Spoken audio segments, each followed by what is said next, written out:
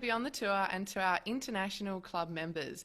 Today we have a special episode of Caught Up with Karis featuring our legendary IC member Mark Woodforde. Mark caught coronavirus in early November and he's speaking to us from his home in Palm Springs, California. First of all, how are you doing? Doing better. Everything had been going fine. Since COVID arrived in this crazy upside down world that we've been living in since March. I traveled to the US Open, so to New York. I traveled over to Paris. Health was fine, and then just a trip to visit our daughter. Recently, my wife and our youngest daughter, we went over to Phoenix to see our daughter, where unfortunately we picked up the virus. So that was about November 10th when we tested positive, and we came back and isolated here. So look, I've been touching wood, plenty of wood in our house as far as health. I think we all have survived. We had whether you say a mild dosage of it, but on the mend now, and trying to get back into physical activity again. You mentioned Erin, your wife, and your daughters as well, Maddie and Elise. I mean, Australia's been pretty lucky, Mark. We haven't had a lot of cases and we've been quite distant from the virus. What were you experiencing, you guys, and how sick did you get? When we drove back, it takes about 4 hours for us to drive from the desert, California desert, over to Phoenix. I started to feel like I had developed a dry cough, and I just had a scratchy throat. A couple of evenings, I had the chills, and certainly when I was going to take a shower, just the idea of getting underwater, my teeth were chattering. When I got into bed, the temperatures weren't too low here, but I just was freezing. I didn't have any fever, and I had a few aches and pains in my back and my shoulders. But when we were in Phoenix, we were actually moving our daughter into a new apartment, and so I did all the heavy lifting, which I'm not used to doing that too often. So it was when our daughter reached out to us and said that she was not feeling great.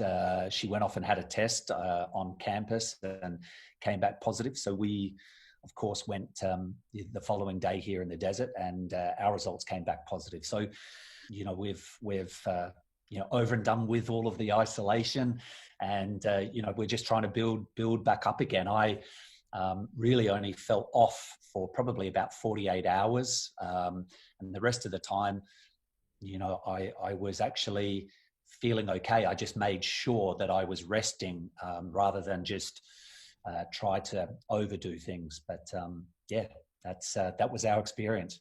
Oh, it's good to hear you're back on the mend, Mark. I know you're a keen golfer. When can we expect to see you back on the course? That's already happened. Excellent. A bit rusty, or?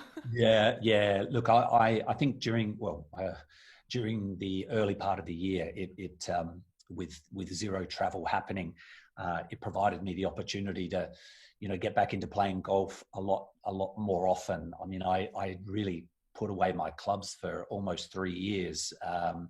I've been out on the range hitting balls and playing a couple of holes that near our house here, and I think I might get out there tomorrow actually and play with some of the fellas here that I usually participate with. Oh, excellent. Obviously, Mark, 2020 for the sporting world has been very different. You commentated at the French and US Open where they had the bubble set up. How did you find that? Yeah, I mean, wow, what a year. Once those protocols were, as a commentator, as a part of the media, were explained to us that, you had to test every 3 to 4 days. You were expected to test upon arrival. You were tested before entering the grounds. I'd never experienced anything like that, but it it was a smooth transition. I mean, they did an amazing job, the USTA, putting the event on. But I felt I was really slow off the mark to actually venture outside and go watch matches. I mean, look, as a commentator, you work your way up to the commentary booth, you arrive, you do your notes, but you watch on cameras internally. I think it was the third round of Jordan Thompson when he played Mikhail Kukushkin. So I believe that was the third round. That was the first match that I actually went and watched live. And it hit me hard how quiet the outside courts were. I just remember Jordan Thompson when he played a pretty strong match against Kukushkin, and they had some phenomenal rallies. And I'm standing there, at the end of a rally, and I'm kind of like clapping, and I'm expecting, where's the roar? Where's everyone cheering and going nuts? The only person that was going nuts was Jordan Thompson. He was on his knees, got like, yes! But it was so quiet, and that echoed through the whole Billie Jean King Tennis Centre. They had to create all their own momentum and atmosphere, and some found it very tough, some didn't. But I think myself, I would have found it just so unusual to be playing without a crowd at a Grand Slam. You're the player representative on the ITF Board of Directors. How are the players in the bubble set up, not just with matches, but in terms of preparation, mentally? I think by that stage, the players were probably very eager to get out and play and compete. They hadn't been back on the courts, thanks to the hiatus, for that long. So I think there was still the excitement and relief that they probably were back competing again. And, not everyone was able to play a variety of other matches during the off season anyway. Working with the ITF and being on the board of directors there, and also chairing up the World Tennis Tour. So that's the lowest level, or the beginners level of tennis, where they play $15,000 events on the men's side.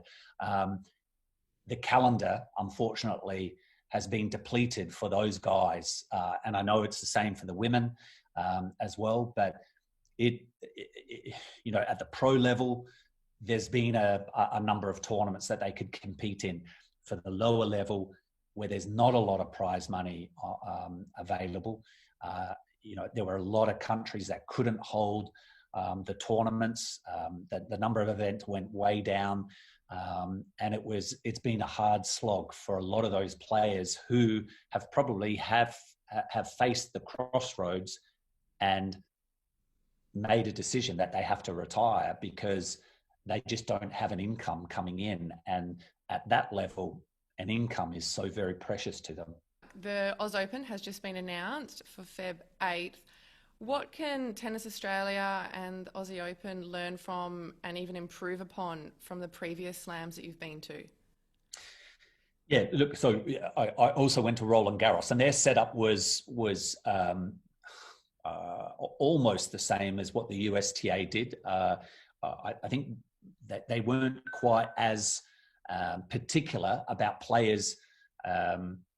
They weren't isolated away at hotels. I think it probably filtered back to, back home to Australia as well, that, some players were concerned that they were staying in accommodations where public were also staying in.